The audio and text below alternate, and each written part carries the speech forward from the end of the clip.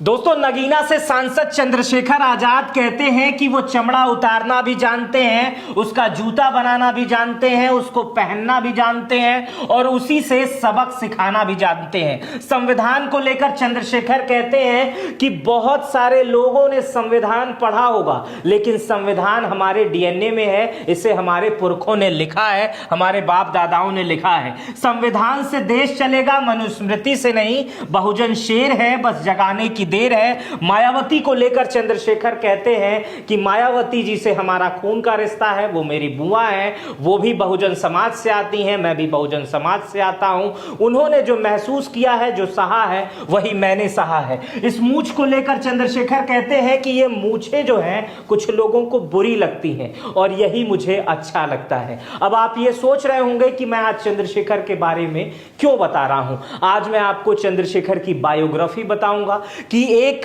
साधारण मास्टर के लड़के से एक सांसद बनने का सफर चंद्रशेखर का कैसा रहा, रास्ते में कौन कौन सी दिक्कतें आई, कब कब चंद्रशेखर देश की नजरों में आए और चंद्रशेखर ने अब तक क्या क्या काम किए हैं। यह बायोग्राफी आपके लिए प्रेरणादायक हो सकती है, मोटिवेशनल हो सकती है, इससे आप बहुत कुछ सीख सकते हैं और बहुत सारी जानकारी आप नगीना के सांसद चंद्रशेखर के बारे में हासिल कर सकते हैं। तो चलिए देर न करते हुए शुरू करते हैं। सांसद चंद्रशेखर का जन्म 3 दिसंबर 1986 को उत्तर प्रदेश के सहारनपुर के धड़कौली गांव में हुआ था। इनके पिता का नाम गोवर्धन दास है, ये सरकारी स्कूल में शिक्षक थे। इनकी माता का नाम कमलेश देवी है और पत्नी का नाम वंदना कुमारी है। चंद्रशेखर की एक संतान भी है। चंद्रशेखर आजाद 5 भाई बहन है और चंद्रशेखर आजाद ने देहरादून से लॉ की पढ़ाई की थी। इसके आगे चंद्रशेखर अमेरिका जाना चाहते थे, पढ़ाई करना चाहते थे, एलएलबी की पढ़ाई इससे आगे और पूरी करना चाहते थे, लेकिन कुदरत को कुछ और मंजूर था। चंद्रशेखर को समाज में जो जाति प्रथा है, समाज में जो जाति को लेकर भेदभाव है, उनके साथ जो भेदभाव हुए उससे चंद्रशेखर बहुत परेशान हो गए। उसके बाद से चंद्रशेखर ने भीम आर्मी बनाई, लेकिन ये परेशानी क्या थी ये जानकर आप हैरान हो जाएंगे। चंद्रशेखर बताते हैं कि जब वो स्कूल के दिनों में पढ़ा करते थे तो उन्हें ऊंची जाति के लोगों को, माफ कीजिएगा मैं ऊंची जाति नीची जाति में भरोसा नहीं करता हूं, लेकिन फिर भी ये शब्द प्रयोग किया जाता है इसलिए मैं भी कर रहा हूं। वो चंद्रशेखर बताते हैं कि उन्हें सामान्य जाति या ऊंची जाति के लोगों के डेस्क साफ करने पड़ते थे। जब वो अपने उनके पिताजी जब चंद्रशेखर के सरकारी स्कूल में पढ़ाने जाते थे तो उस गांव वाले लोग, जो उस गांव के लोग थे, उनके बर्तन को भी बदल दिया करते थे। चंद्रशेखर इस भेदभाव से परेशान थे। वो अक्सर अस्पतालों से लेकर पुलिस थानों तक देखते थे कि अनुसूचित जाति, दलित जाति के लोगों के साथ अन्याय हो रहा है, उनकी कोई नहीं सुन रहा है, न सरकारें सुन रही हैं, न पुलिस सुन रही है, न अगल बगल के लोग सुन रहे हैं। इसलिए चंद्रशेखर आजाद भीम आर्मी का गठन करते हैं। भीम आर्मी का गठन 2015 में होता है, कहीं कहीं इसका जिक्र 2014 में भी आता है। चंद्रशेखर अपने 2 साथियों के साथ मिलकर इसकी शुरुआत करते हैं। एक का नाम सतीश कुमार रहता है और दूसरे का नाम विजय रतन सिंह रहता है। ये सभी लोग और तमाम महत्वपूर्ण लोग मिलकर भीम आर्मी का गठन करते हैं। इसके बाद 2015 वो पहला वर्ष रहता है जब चंद्रशेखर का नाम और भीम आर्मी का नाम उत्तर प्रदेश के, पश्चिमी उत्तर प्रदेश में सुना जाने लगता है। अखबार के पन्ने चंद्रशेखर का नाम और भीम आर्मी का नाम लिखना शुरू कर देते हैं। भीम आर्मी की स्थापना मुख्यतः लोगों को शिक्षित करने के लिए हुई थी, उनके अधिकारों को उन्हें बताने के लिए हुई थी। उसमें ऐसा होता था कि भीम आर्मी से प्रभावित जो पढ़े लिखे लोग रहते थे, जो बच्चे पढ़कर आते थे, भीम आर्मी के लोग शिक्षक बन जाते थे और उन्हीं बच्चों को बताने लगते थे कि आपका हक क्या है, किस तरह से समाज में घटनाएं घट रही हैं और किस तरह से आप उससे उस समस्या का हल पा सकते हैं। यह भीम आर्मी ये काम करती थी। फिर भीम आर्मी और चंद्रशेखर ने कभी पीछे मुड़कर नहीं देखा।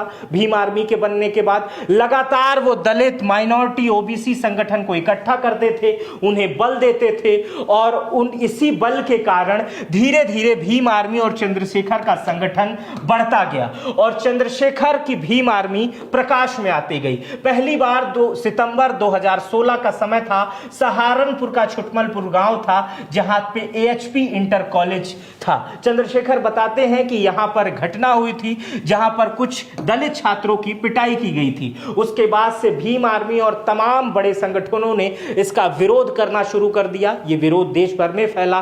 देश भर के तमाम संगठनों पर जहां भीम आर्मी के लोग थे वो डीएम कार्यालयों पर जाकर प्रदर्शन करने लगे। ये घटना प्रकाश में आई, भीम आर्मी को लोग उसके बाद से धीरे धीरे समझना शुरू किए और सर्च करना शुरू किए गूगल पे कि क्या है भीम आर्मी, कौन है भीम आर्मी, इस तरह की बातें आई।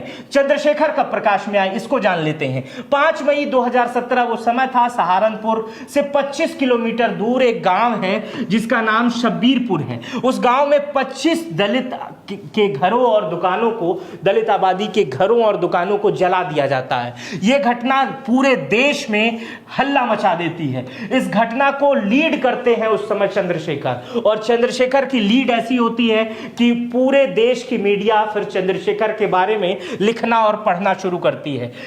जब इसका विरोध होता है तो 37 लोगों को जेल में डाल दिया जाता है, 300 लोगों पर मुकदमा कर दिया जाता है। फिर इस धरने को लीड करते करते चंद्रशेखर और चंद्रशेखर की भीम आर्मी दिल्ली पहुंच जाती है, जंतर मंतर पे पहुंच जाती है। दिल्ली की मीडिया उन्हें कवर करने लगती है और फिर चंद्रशेखर मीडिया के सामने कहते हैं कि अगर इन 37 लोगों पर और 300 लोगों पर जो मुकदमा दर्ज हुआ है, जो जेल गए हैं, उन्हें अगर वापस कर दिया जाता है तो वो आत्मसमर्पण कर लेंगे। उस समय देश की नेशनल मीडिया इसे खूब तवज्जो दे रही थी, खूब छाप रही थी। देश चंद्रशेखर के बारे में जानने लग गया था। आगे बढ़ते हैं। चंद्रशेखर बताते हैं, आपने अक्सर देखा होगा और पहले सुना भी होगा कि चंद्रशेखर के साथ एक नाम जुड़ा रहता था, वो रावण का रहता था। चंद्रशेखर आजाद रावण लोग उन्हें कहते थे, लेकिन रावण कहलाना तब चंद्रशेखर पसंद करते थे, लेकिन अब वो कहते हैं कि वो एडवोकेट चंद्रशेखर आजाद हैं या सांसद चंद्रशेखर आजाद,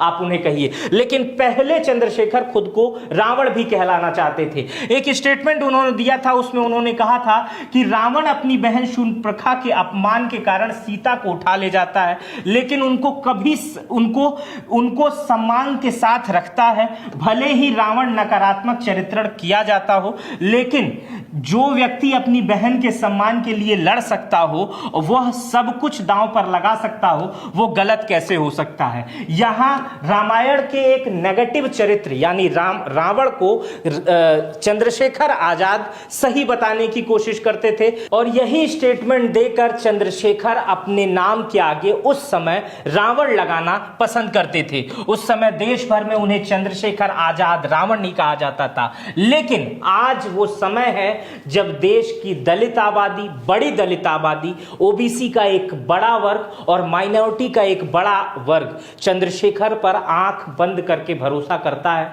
वो सोचता है कि एक सांसद जो नगीना में है, वो मूंछों पर ताव देता है और वो हमारी बातें करता है, इसलिए वो पसंद करते हैं। अब मैं आपको कुछ गणित समझाना चाहता हूं, काशीराम का गणित। काशीराम के सिद्धांत पर चंद्रशेखर किस तरह से आगे बढ़ रहे हैं, इसको समझने के लिए, क्योंकि मैंने शुरुआत में आपसे कहा है कि दलित, ओबीसी, माइनॉरिटी यानी मुस्लिम समाज भी चंद्रशेखर को एक्सेप्ट करता है और वो कहता है कि चंद्रशेखर मेरे लीडर हैं। और जिसका जीता जागता उदाहरण आपको दिल्ली के जामा मस्जिद में दिखा था, जब चंद्रशेखर सिर्फ मुस्लिम समुदाय की भीड़ के बीच में अकेले खड़े होकर सीएए और एनआरसी का विरोध कर रहे थे। उस समय वो तस्वीरें आपने देखी होगी। चलिए आपको मैं अब काशीराम का वो बहुजन सिद्धांत बताता हूं। काशीराम भरोसा करते थे एससी प्लस ओबीसी प्लस मुसलमान, सिर्फ अनुसूचित जाति के, काशीराम कहते थे सिर्फ अनुसूचित जाति को वोट बैंक नहीं बनाना है,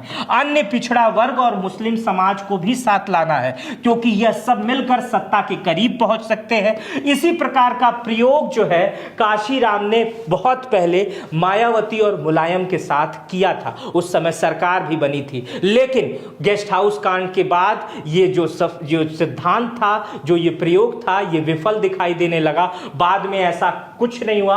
एक समय ऐसा था जब अखिलेश यादव और मायावती ने भी गठबंधन किया था, हालांकि उसके कोई बहुत बड़े राजनीतिक मायने बाद में नहीं निकले। लेकिन चंद्रशेखर आजाद वर्तमान में काशीराम के SC plus OBC plus minority के सिद्धांत को लेके चल रहे हैं और इसका जीता जागता उदाहरण नगीना लोकसभा में देखने को मिला है। बहुत सारे आगे मैं आंकड़े दिखाऊंगा तो आपको लगेगा कि सचमुच ये हैरान करने वाली बातें हैं। चलिए आगे ही आपको समझाता हूं। अब मैं चंद्रशेखर के राजनीतिक पार्टी की शुरुआत के बारे में आपको बताने की कोशिश करता हूं। दोस्तों, चंद्रशेखर आजाद आधिकारिक तौर पर आजाद समाज पार्टी की जो घोषणा की थी वो 15 मार्च 2020 में, और मात्र 4 साल में चंद्रशेखर सांसद हो गए। 2022 में विधानसभा का चुनाव लड़े थे। चंद्रशेखर आजाद पहले समाजवादी पार्टी के मुखिया अखिलेश यादव के पास गए थे। उस समय की खबरें अगर आपको याद होगी तो अब मैं बता देता हूं। 2022 में अखिलेश यादव के पास गए थे।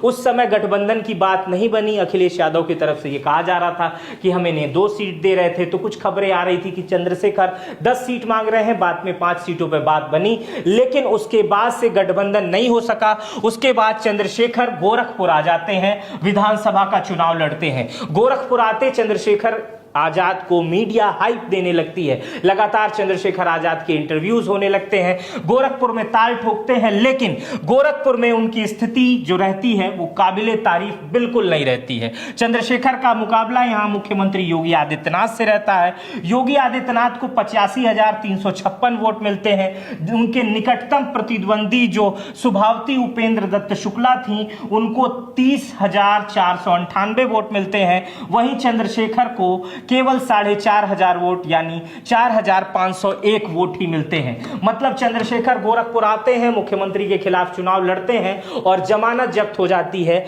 बुरी तरीके से हारते हैं। लेकिन चंद्रशेखर रुकते नहीं है, अभी सांसद हैं। 2 ही साल का वक्त बीता। जिस आदमी ने पिछले विधानसभा के चुनाव में 4,500 वोट पाया, वो अपने 2 साल की मेहनत में 1.5 लाख वोटों से चुनाव जीतता है। आइए आगे समझाता हूं आपको। अब इसको देखिए, 2024 का वर्ष आ जाता है और सुर्खियां बनती हैं सबसे पहले चंद्रशेखर की सुरक्षा। 2024 के शुरुआती दूसरे महीने में चंद्रशेखर को वाइस रेडी की सुरक्षा दे दी जाती है।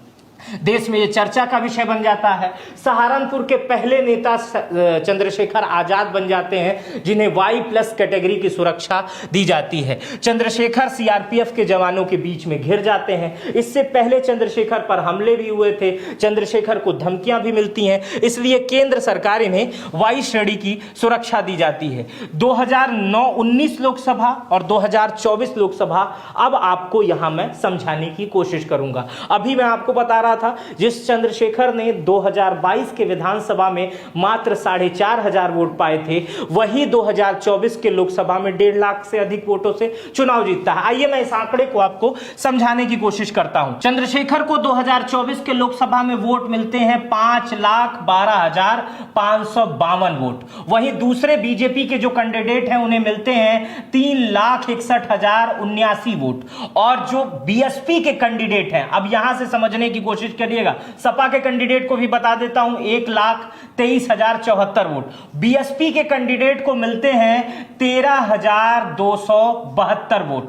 और पिछली बार अगर हम बात करें, जो बसपा ने यहीं से चुनाव जीता था और उसे मिले थे 5,68,378 वोट। सेम वही वोट मिले हैं चंद्रशेखर को। मतलब बसपा का पूरा वोट सीधा सीधा डाइवर्ट हो गया है चंद्रशेखर के पास। बसपा की जगह चंद्रशेखर ने ले ली है। नगीना में चंद्रशेखर ने यह सिद्ध करके बताया।